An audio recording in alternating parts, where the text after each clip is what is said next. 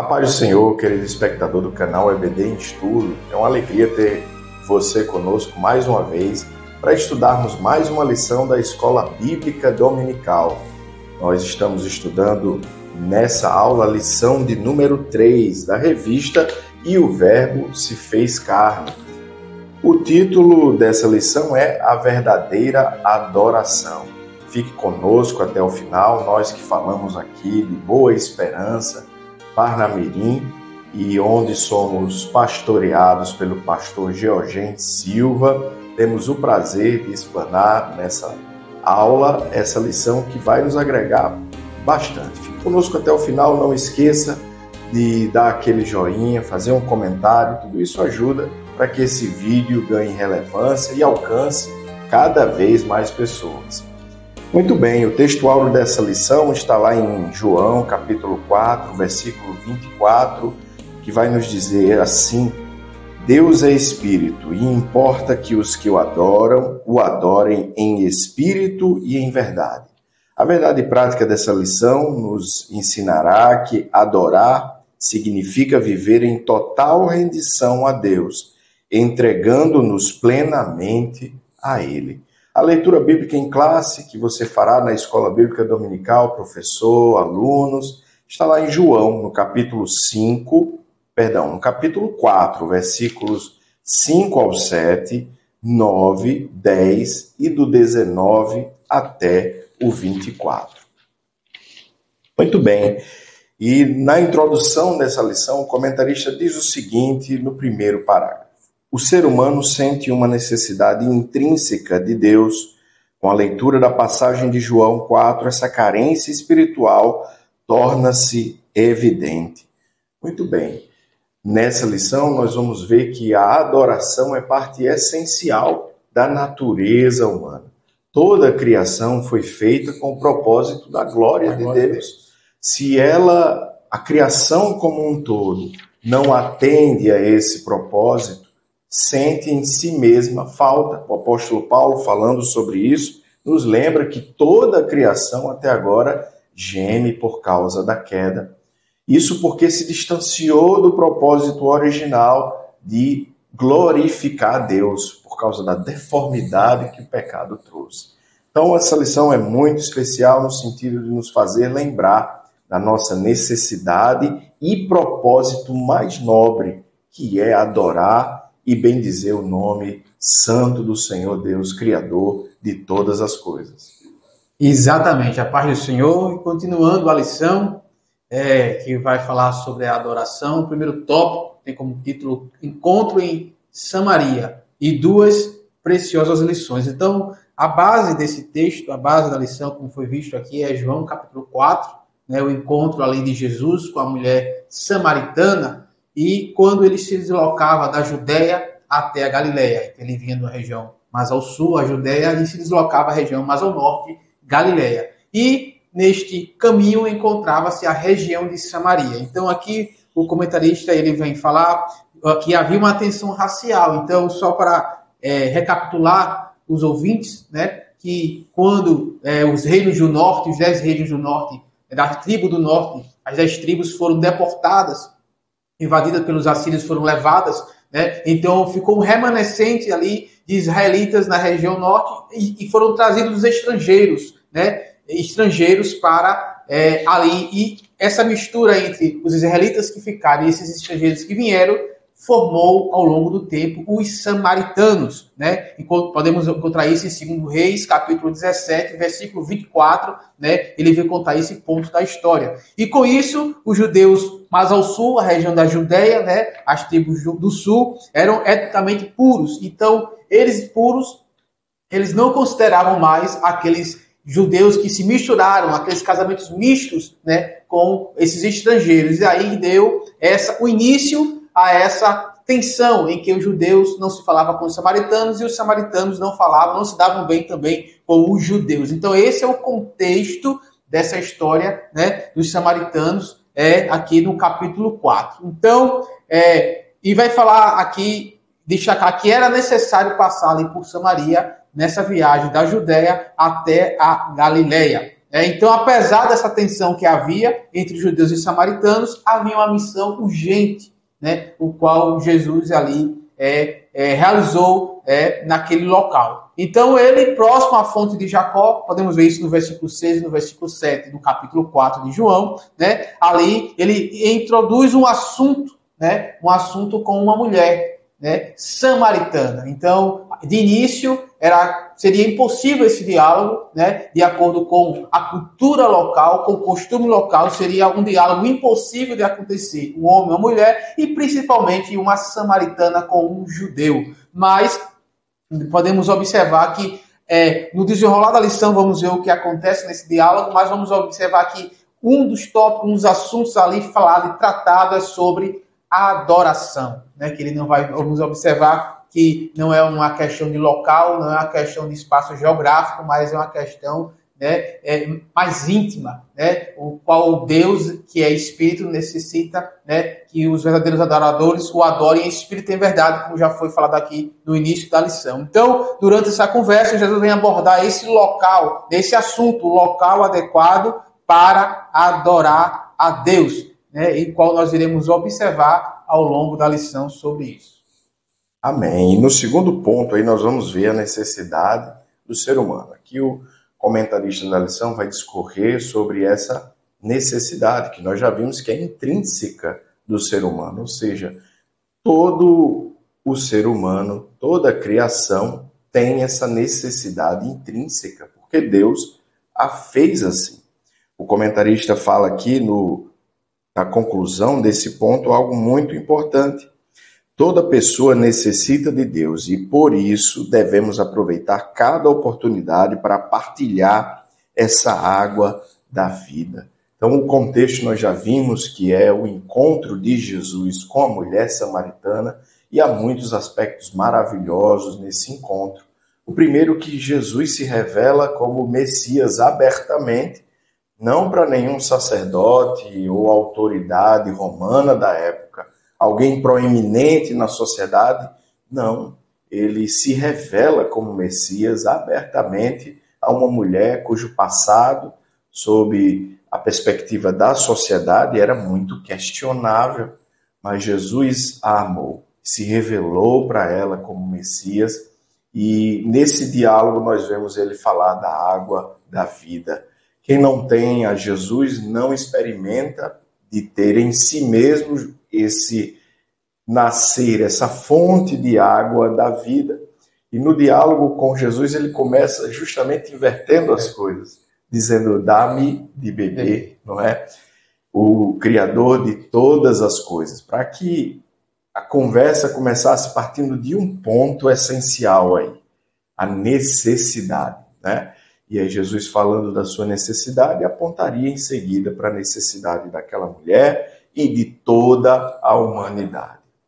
Exatamente. Então, vimos então que há essa necessidade, né, espiritual em cada ser humano, em cada pessoa, essa necessidade que só pode ser suprida através de Jesus. Então, vemos nesse terceiro ponto o lugar de adoração a Deus, que no decorrer deste diálogo entre Jesus e a mulher samaritana, vemos aí esse questionamento que parte dela, né? Ela, como samaritana, ela vai questionar Jesus, o judeu. Qual seria, então, o local, o lugar geográfico ideal para a adoração? Vemos que, como houve essa separação das tribos do norte e do sul, o local, culturalmente, indicado era Jerusalém. Mas como havia essa rixa, essa tensão ali entre samaritanos e judeus, foi colocado um local alternativo para a região de Samaria, que seria ali o Monte Gerizim. Então, esse é o questionamento daquela mulher. Se o local para adorar a Deus seria Jerusalém, mais ao sul, ou seria ali o Monte Gerizim,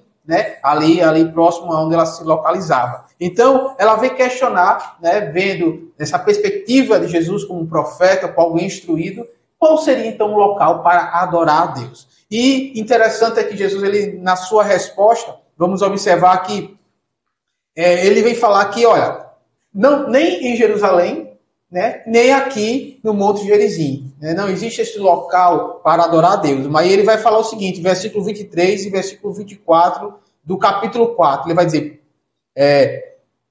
que O Pai está em espírito, é espírito, e é preciso que o adore também em espírito e em verdade. Né? Então, não é a respeito do local onde devemos adorar a Deus, é como devemos adorar a Deus. Né? A maneira de adorar, de se chegar a Deus. Né? Então, não é sobre local, é sobre o modo de adorar a Deus. Jesus vai mostrar isso. E então fica claro que não existe um local exclusivo, né? Nem também a adoração seria exclusiva, nem só para os judeus, nem para os samaritanos, mas essa adoração iria se estender a todos, inclusive a nós, na atualidade. Então, vemos então que nem judeus, né, teriam o privilégio da adoração, nem samaritanos teriam esse privilégio da adoração, mas a adoração é para todos, né? Todos podem ter esse privilégio de adorar e de se chegar a Deus, e não num local específico, né? Mas de uma maneira correta de se aproximar do Senhor. E o comentarista vem fechar esse tópico da lição falando: aqui encontramos uma segunda lição. O autêntico culto de adoração a Deus, que satisfaz as necessidades humanas, como vimos, essa necessidade intrínseca, não se limita a um lugar específico, mas reside no mais profundo do ser humano, em espírito e em verdade. É uma necessidade intrínseca de cada um de nós, né, o qual nós podemos, assim, ser suprida através da verdadeira adoração ao verdadeiro Deus. E assim terminamos o primeiro tópico, que falamos sobre esse contexto, né, em que foi necessário passar por Samaria, no deslocamento da Judéia até Galiléia. Vimos essa necessidade do ser humano, a necessidade intrínseca, não só naquele momento, mas a todos da atualidade. Temos essa necessidade da adoração, né, de nos religar ao nosso Criador. E vimos também o lugar da adoração, que não é restrito a um espaço geográfico, mas que essa adoração está disponível para todos. Exatamente. E chegamos assim no segundo tópico da nossa lição, onde está escrito no título o ensino de Jesus a respeito da verdadeira adoração. O primeiro ponto vai ser justamente a adoração. E o comentarista inicia dizendo o seguinte: ao afirmar que oferecia água viva aos que têm sede, Jesus referia-se a uma vivência espiritual que se daria no interior de cada indivíduo. A água que eu lhe der se tornará nele uma fonte de água a jorrar para a vida eterna. Então aqui Jesus revela o caráter do novo paradigma da adoração. Desde sempre, queridos, Jesus apontava para isso, né? Ao falar para os seus discípulos que devemos nos preocupar em fazer boas obras, porque essas boas obras glorificam ao Pai, para que os homens vejam e glorifiquem ao Pai que está no céu, sempre deixando claro que essa mudança de paradigma traria transformação e resultados práticos. A verdadeira adoração vem de um coração sincero, e esse coração sincero traz consigo mudança de atitude. É nítido que Jesus se refere ao fato de que o jorrar de água da vida é a vida que vem do trono.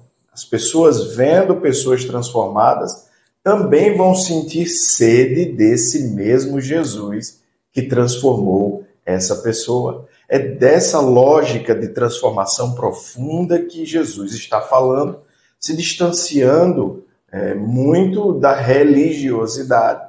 Mas isso não é uma novidade do Novo Testamento. Se nós olharmos cuidadosamente para o Antigo Testamento, vamos ver que desde sempre Deus falava em Isaías, por exemplo, dos capítulos 3 ao 10, ele repreende a Israel por causa da sua hipocrisia e fala que despreza as festas solenes deles.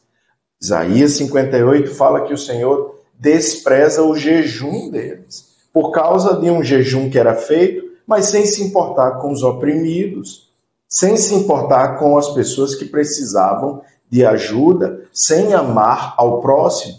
Esse conceito parece do Novo Testamento, mas é o mesmo Deus, desde sempre revelando. E Jesus puxa a orelha dos fariseus muito fortemente, dizendo: vocês dão o dízimo do endro, do cominho, do coentro, mas esquecem a essência da lei, que é justiça, misericórdia e fidelidade.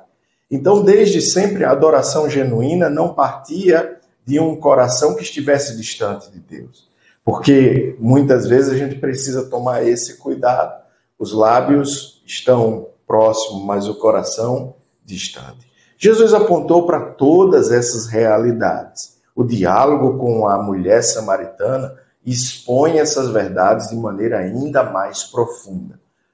Essa água da vida precisa produzir em nós uma nova natureza, que ame o próximo, que ame a justiça, que ame a verdade e a sinceridade.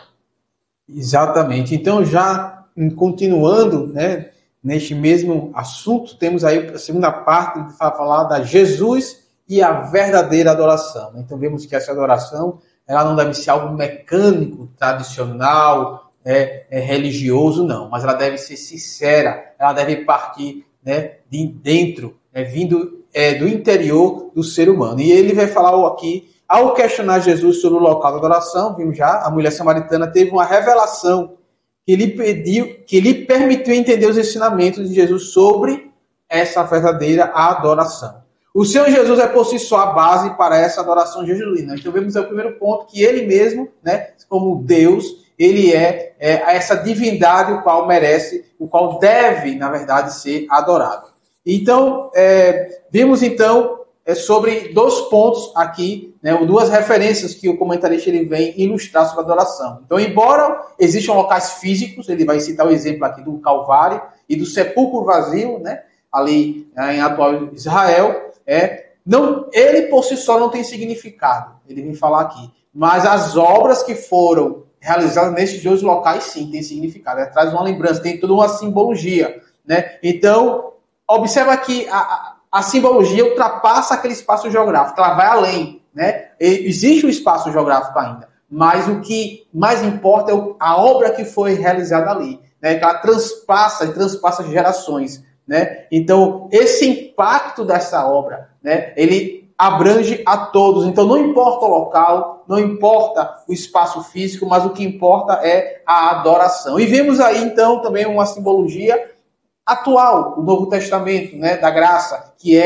ao participarmos da ceia do Senhor, que é uma memória viva, né, que nós relembramos a cada período de tempo, né, sobre essa ordenança de Jesus. Então, observamos aí que não se trata de religiosidade, de local, de costume, não. Se trata, né, da necessidade, se trata de como adorar, se trata de algo intrínseco, né, dessa necessidade de se aproximar do Criador, de se religar ao Criador, essa ligação que foi perdida ali no Éden, né, com a expulsão ali de Adão e Eva do paraíso, mas que nós temos a oportunidade, através da obra do Calvário, através da obra de Jesus, voltarmos a ter esta comunhão. Então, este é o segundo tópico, que vai falar sobre a adoração e que falamos também sobre Jesus e a verdadeira adoração. Muito bem. No terceiro e último tópico da nossa lição de hoje, nós vamos ver a adoração bíblica, o conceito bíblico de adoração.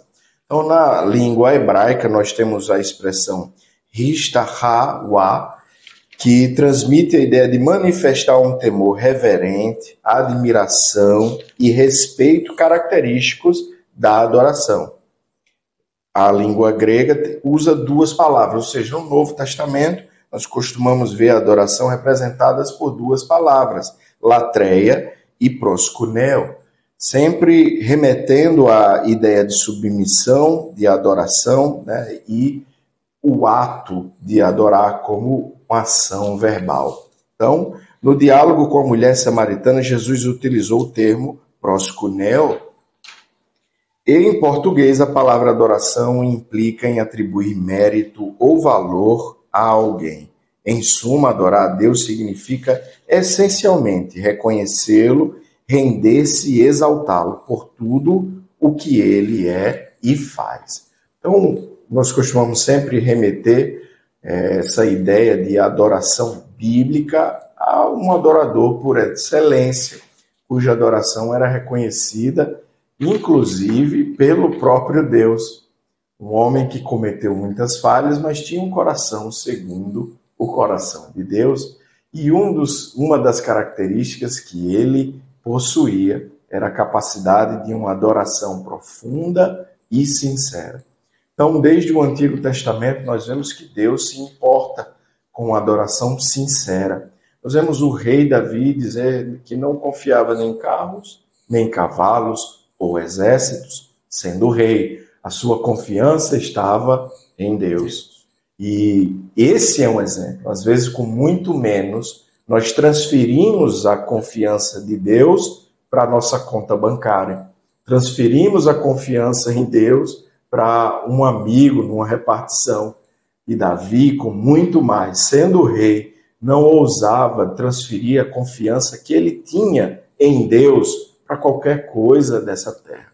Então, a adoração, sob a perspectiva bíblica, sempre aponta para o ser humano colocar em Deus a sua profunda admiração, confiança e amor. Exatamente. Então, o segundo ponto vai falar da adoração como um ato de rendição, né? Então, esse conceito de adorar, já do Novo Testamento, né, traz essa noção de beijar e associado beijar os pés, né, da pessoa a ser adorada. Então, ele vai até falar assim, associando um ato de se dobrar os joelhos ou prostrar-se com a testa no solo ou sobre os pés da pessoa a quem se está submisso. Então, nesse contexto de adoração, vimos isso tanto no Antigo Testamento como também ao longo da história. Vimos um grande exemplo em Lucas, capítulo 7, 37 e 38, né, em que aquela mulher, ela se lança aos pés de Jesus, né? Ela levou um vaso alabastro, né, com unguento, e ali vem falar que o texto, já no versículo 8, estando por detrás, aos seus pés, chorando, começou a regar os pés com lágrimas, né? Então, esse é um exemplo nesse ato de rendição, né? E nesse contexto de adorar, de se render a Deus, né, também traz duas grandes simbologias, né? O reconhecimento da inferioridade de quem adora, né? E o reconhecimento da superioridade daquele que está sendo adorado. Então, podemos ver que nesse ato de rendição, ao mesmo tempo que nós reconhecemos que nós somos inferiores, que nós dependemos da divindade, nós temos então esse entendimento de que ele é superior e que toda honra, que toda glória é para ele. Então temos nessa perspectiva a adoração como ato de rendição, né, traz esse exemplo prático, né, de se lançar aos pés, né, lançar aos pés daquele o qual devemos adorar. Isso traz também uma perspectiva, uma simbologia de dependência dele, né? De mostrar ali que nós dependemos, né, de Deus, que nós entregamos a ele a confiança e que só ele pode suprir as nossas necessidades. Exato. No terceiro ponto aí desse último tópico, nós vamos ver a adoração como ato de serviço a Deus. Então, às vezes a gente tem uma noção equivocada de que adoração é louvar e confunde as duas coisas. Mas, à luz das Escrituras, nós vemos que não é bem assim. Paulo diz algo aos Coríntios que revela a essência da adoração. Quer comais, quer bebais, quer façais qualquer outra coisa, fazei tudo para a glória de Deus. Cantar é apenas um dos aspectos da verdadeira adoração. E, na verdade, não adianta ter uma vida toda desajustada, fora dos caminhos do Senhor, e ser o cantor mais afinado da congregação.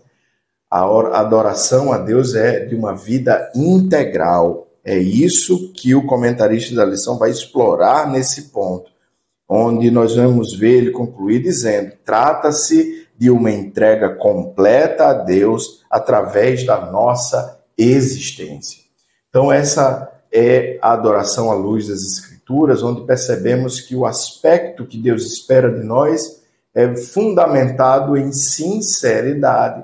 Esse serviço a Deus, o que poderíamos fazer para servir a Deus? Ele espera que nós sirvamos uns aos outros. É uma verdade que às vezes a gente desconecta, mas que Jesus nos ajuda a alcançar quando ele diz: quando você fizer qualquer uma dessas coisas a um desses pequeninos, a mim vocês estarão fazendo. E às vezes a gente esquece disso. Associa a vida cristã a ir aos cultos no domingo, na semana. E, queridos, é muito mais do que isso. Isso é parte essencial, é fundamental. Cristãos saudáveis vão ter essa vida congregacional, sem dúvida nenhuma. Mas nós não podemos nos afastar da essência do Evangelho e da verdadeira adoração. O ato de serviço a Deus aqui é apontado por Cristo Jesus como um ato de serviço ao próximo. É como nós temos condições de servir a Deus efetivamente.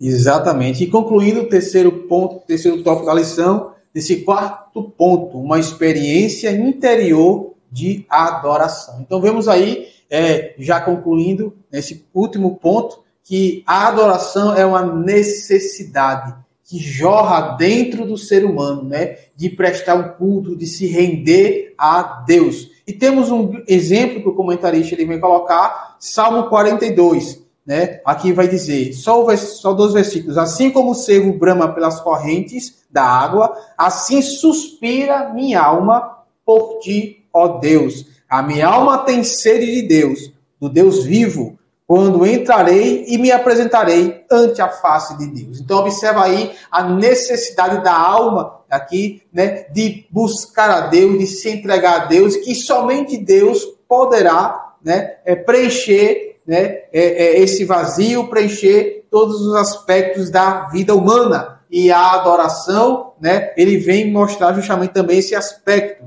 Então, a minha alma, né, tem sede de Deus. A gloriosa presença do Deus Todo-Poderoso satisfaz todas as carências da pessoa. Então, vemos aí então que a adoração, ele tanto é um ato de rendição, a adoração como um ato de serviço, ela deve ser completa em cada aspecto da vida, né? Não apenas no louvor, que é o mais comum, que é o qual nós temos o maior referência, mas em cada aspecto, em tudo que façamos, devemos fazer para a glória de Deus, e que é uma experiência interior, é uma experiência, né, que vai satisfazer todas as nossas carências.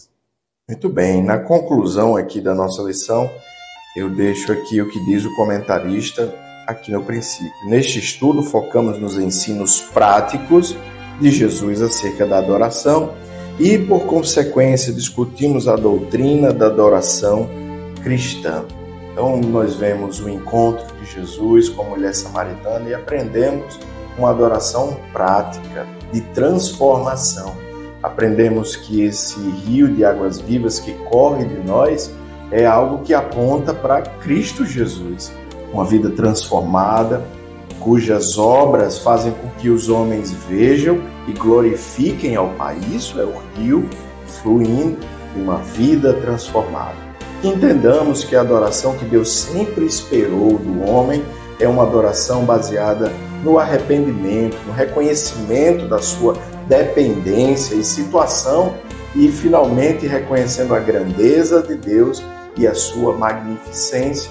A adoração sincera vem de um coração que reconhece que a sua necessidade de adoração é, na verdade, um benefício para ele mesmo.